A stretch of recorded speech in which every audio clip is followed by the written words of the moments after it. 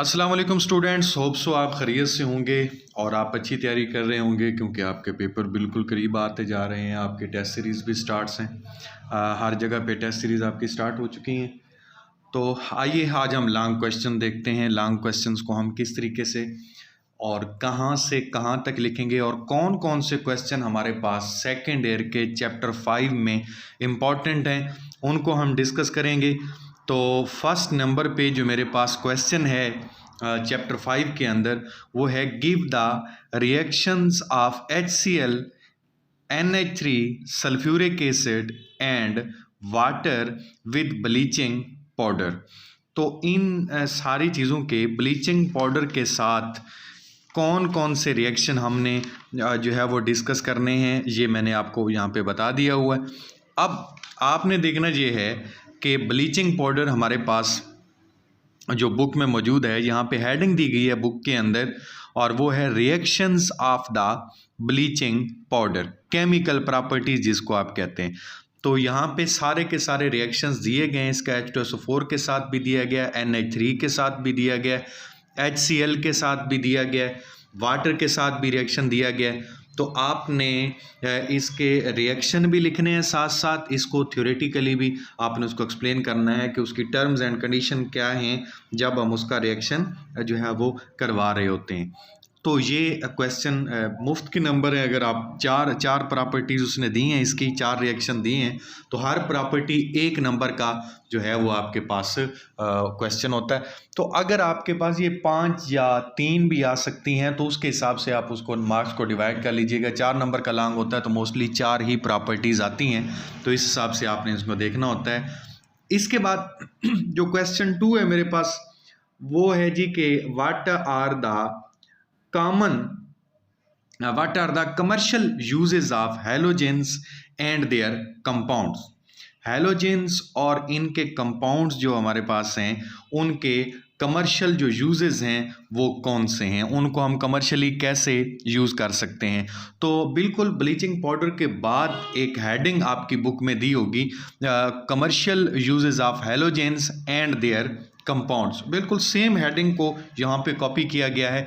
इसमें आपने पहले यूजेस ऑफ फ्लोरीन लिखने हैं और एटलीस्ट आपके पास इसके यूजेस में से 4 होने चाहिए, जो कि फ्रियोन्स बनाते हैं, टेफ्लॉन्स बनाते हैं, प्लास्टिक में यूज़ होता है, कोरोजन प्रूफ जो है वो मशीनरी बनाने के लिए इस्तेमाल होता है, और नॉन स्टिक का ये मैं कल भी आपके साथ डिस्कस कर रहा था। तो ये सारे यहाँ पे इसके यूजेस आप लिख सकते हैं। अब उसने ये नहीं कहा कि सिर्फ फ्लोरीन के बताएं, उसने कहा है कि what are the commercial uses of the halogens, mean कि आपको क्लोरीन के भी बताने होंगे। ये ब्लीचिंग पाउडर में इस्तेमाल होता है, HCl बनाने के लिए इस्तेमाल होता है, एंटीसेप्टिक्स पॉलीविनाइल क्लोराइड बनाने के लिए इस्तेमाल होता है, कार्बन टेट्राक्लोराइड बनाने के लिए इस्तेमाल होता है। तो इसके साथ साथ ब्रोमीन के भी आप इस्तेमालात लिखेंगे कि ब्रोमीन हमारे पास किस प्रोसेस के लिए यूज़ होता है, फोटोग्राफी के लिए यूज़ होता है, फंजीसाइड्स इससे बनाते हैं हम, और इसके साथ साथ हम इससे इथाइलिन जो है वो डाइब्रोमाइड भी इससे प्रिपेयर कर सकते हैं। मतलब कि इसके यूजेस आप लिखेंगे। अच्छा, फिर आयोडीन के यूजेस इंडस्ट्री लेवल पे, फार्मास्यूटिकल इंडस्ट्रीज़ के अंदर इसका बहुत इस्तेमाल है। और फिर इसके साथ साथ हम इसको वो जो क्या कहते हैं उसको, गोइटर की बीमारी, उसके जो है वो इलाज के लिए भी हम इसको इस्तेमाल कर सकते हैं, enlargement of the thyroid gland के केस के अंदर। और इसके बाद आपके पास ये क्वेश्चन एंड हो जाएगा। इतने से इसके यूजेस हैं, ये आपने लिखने लाजमी है। मीन के चारों को आप एक्सप्लेन करेंगे तो 4 नंबर मिलेंगे, अदरवाइज नहीं मिलेंगे। तो इसके बाद हमारे पास जो क्वेश्चन है आज का लॉन्ग क्वेश्चन जो है, क्वेश्चन नंबर 3, वो है how the bleaching powder is prepared by 2 different methods. तो आपको पता है कि ब्लीचिंग पाउडर का हम लॉन्ग क्वेश्चन पढ़ा है हमने। तो उस लॉन्ग क्वेश्चन के अंदर हमारे पास 2 मेथड्स हैं। पहला मेथड जो हमने डिस्कस किया था वो हैज़नक्लेवर मेथड किया था। उसमें आपने क्या क्या लिखना है सबसे पहले आप कंस्ट्रक्शन लिखेंगे कि 4 to 8 सिलेंडर्स होते हैं इसके अंदर, और फिर वो हॉरिजेंटली उनको रखते हैं हम, और एक दूसरे के साथ इंटरकनेक्टेड होते हैं पाइप के साथ, और स्टीरर भी हम इसके अंदर जो है वो इस्तेमाल कर रहे हैं। अब ये सारा आप इसके क्या कर रहे हैं, कंस्ट्रक्शन लिख रहे हैं। उसके बाद इसकी वर्किंग लिखेंगे। वर्किंग में ख़ास तौर पे आपने जो चीज़ लिखनी है वो उसका रिएक्शन लाजमी लिखना है। अगर आप रिएक्शन नहीं लिखेंगे ब्लीचिंग पाउडर की प्रिपरेशन का तो वो हाफ नंबर आपके काट लेगा, फिर आपने कहना है कि पता नहीं नंबर कहाँ से कट गए। तो रिएक्शन आपने लाजमी लिखना है। केमिस्ट्री है तो रिएक्शन है, बस बताना ना पड़े हर चीज़ में कि आपने रिएक्शन लिखना है। केमिस्ट्री है तो रिएक्शन है, बस इससे आगे मैं और कुछ नहीं कहूँगा। रिएक्शन आपने हर हाल में लिखना है।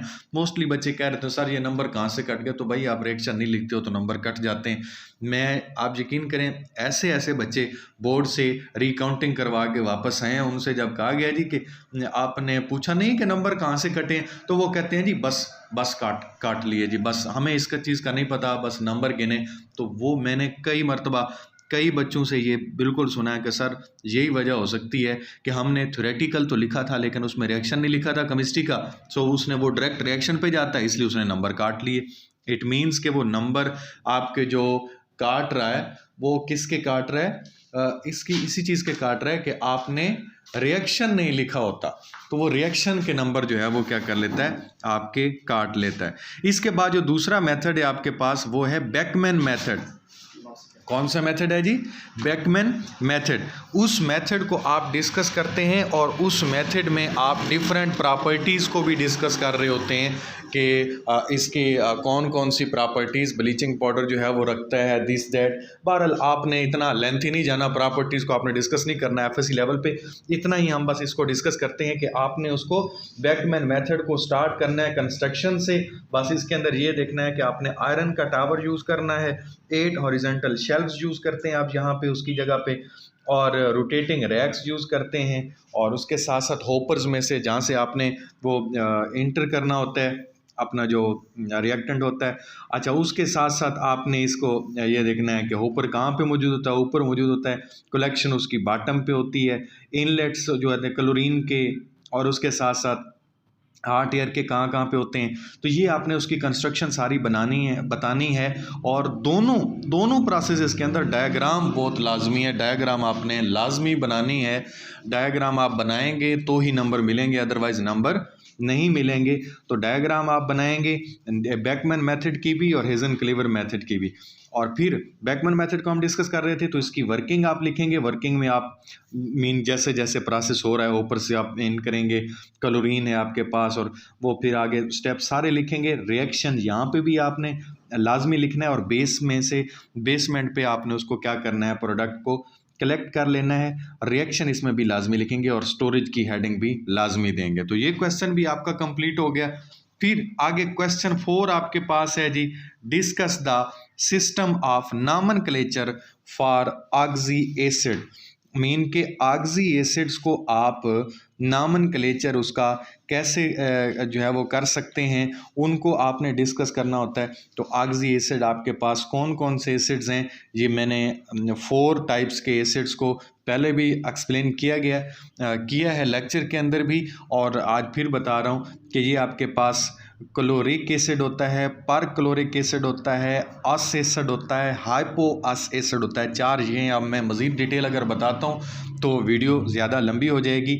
अच्छा, इन चारों के आपने नाम लिखने, इक एसिड, पर इक एसिड, अस एसिड, हाइपो अस एसिड। ये देखना है कि ये क्यों और कब कितने ऑक्सीजन हों तो ये इनको नेम देते हैं।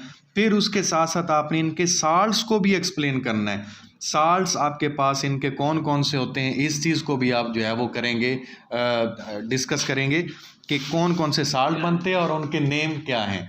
तो ये चीज़ आपने लाजमी यहाँ पे डिस्कस करनी होगी। फिर इसके बाद जो हमारे पास क्वेश्चन है वो क्वेश्चन है जी कि question number 5, discuss the peculiar behaviour of fluorine. तो फ्लोरीन का आप पिक्यूलियर बिहेवियर मीन कि उसका यूनिक ऐसा कौन सा बिहेवियर है जो कि आप डिस्कस करते हैं, तो ये लाजमी आपने करना है। ये इस चैप्टर के स्टार्ट में जैसे ही आप पढ़ना स्टार्ट करते हैं तो पहले पहले ये क्वेश्चन खड़ा है, इसकी मैं यहाँ पे मौजूद है। मैं इसकी डिटेल तो ज़्यादा नहीं बताऊँगा, लेकिन ये ज़रूर बताऊँगा कि कम से कम आपने 6 पॉइंट्स इसके लिखने हैं और 6 पॉइंट्स में से आपने इसके स्मॉल साइज़ को भी डिस्कस करना है, इसके इलेक्ट्रोनेगेटिविटी को भी डिस्कस करना है, डिसोसिएशन एनर्जी को भी डिस्कस करना है, वैलेंस शेल की जो रिस्ट्रिक्शन है ऑक्टेट कंप्लीट करने की उसको भी डिस्कस करना है कि इसका साइज़ छोटा होता है, इसके ये किस तरीके से कंपाउंड बनाता है, डिसोसिएशन एनर्जी इसकी किस तरीके से होती है, कम होती है, ज़्यादा होती है, ऑक्टेट को क्यों रिस्ट्रिक्ट करता है। तो ये सारी चीज़ें आपने, कंपाउंड कौन कौन से बनाता है, ये सारी चीज़ें आपने डिस्कस करनी है। अब ज़्यादा डिटेल में जाता हूँ तो वीडियो जो है वो लंबी हो जाएगी। उसके बाद क्वेश्चन है जी आपके पास, question number 6, discuss the oxidising properties of halogens. Halogens की ऑक्सीडाइजिंग प्रॉपर्टीज़ आपने डिस्कस करनी है कि हैलोजेंस हमारे पास, क्योंकि आपको पता है कि गुड ऑक्सीडाइजिंग एजेंट हैं, दूसरे से इलेक्ट्रॉन को गेन कर लेते हैं और उसके साथ साथ ये क्या करते हैं, उसको ऑक्सीडाइज कर देते हैं, खुद रिड्यूस हो जाते हैं। तो फ्लोरीन सबसे ज़्यादा है, ये सबको ऑक्सीडाइज कर सकता है, क्लोरीन को भी, ब्रोमीन को भी और आयोडीन को भी, और ख़ुद ये क्या हो जाता है, रिड्यूस हो जाता है, इलेक्ट्रॉन को उनसे ले लेता है, उनको जो है वो ऑक्सीडाइज करके खुद क्या हो जाता है जी, रिड्यूस हो जाता है।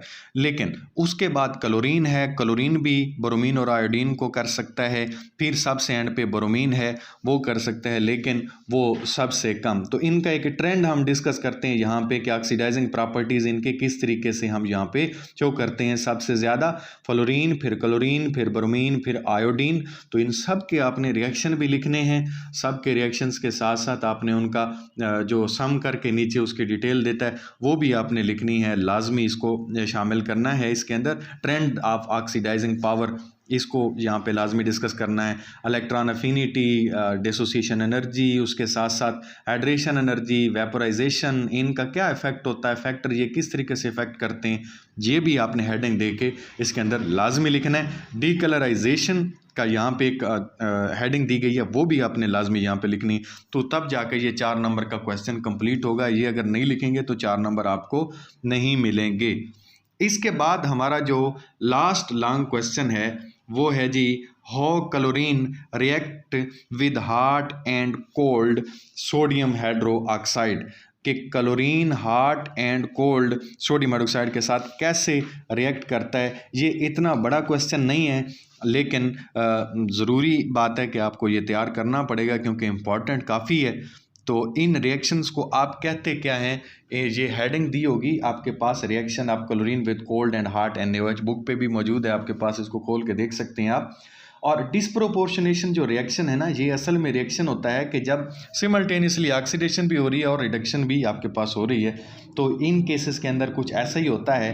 तो इसको आपने लिखना है, ये वाला रिएक्शन कंप्लीट करेंगे आप कोल्ड स्टेट के अंदर भी और उसके साथ साथ हॉट स्टेट के अंदर भी। 2-2, 3-3 रिएक्शन जो जहाँ पे गिवन है, जो मीन के वो 15 डिग्री सेंटीग्रेड पे है, 17 डिग्री सेंटीग्रेड पे है, मीन के टेम्परेचर ज़्यादा हो तो कैसा रिएक्शन देता है, टेम्परेचर कम हो तो कैसा रिएक्शन देता है। तो ये आप लाजमी एक्सप्लेन करेंगे, तब जाके आपको 4 नंबर मिलेंगे। अब इस क्वेश्चन को भी आपने इस तरीके से लाजमी सॉल्व कर लेना है। तो नेक्स्ट जो वीडियो मैं दूंगा वो नेक्स्ट चैप्टर की दूंगा। अब इस चैप्टर में मैंने शॉर्ट क्वेश्चन भी दे दिए हैं, MCQs भी दे दिए हैं, और फर्स्ट हाफ सेकंड हाफ दोनों वीडियोस मौजूद हैं। अगर आप देखना चाहते हैं तो इसी जो है वो लिस्ट के अंदर वो भी मौजूद हैं, और लॉन्ग क्वेश्चन की वीडियो भी अपलोड कर रहा हूँ। तो इसके बाद अब इस चैप्टर की वीडियो और नहीं आएगी। तो नेक्स्ट वीडियो तक के लिए इजाज़त दीजिए। अस्सलामु अलैकुम वरहमतुल्लाहि वबरकातुहू।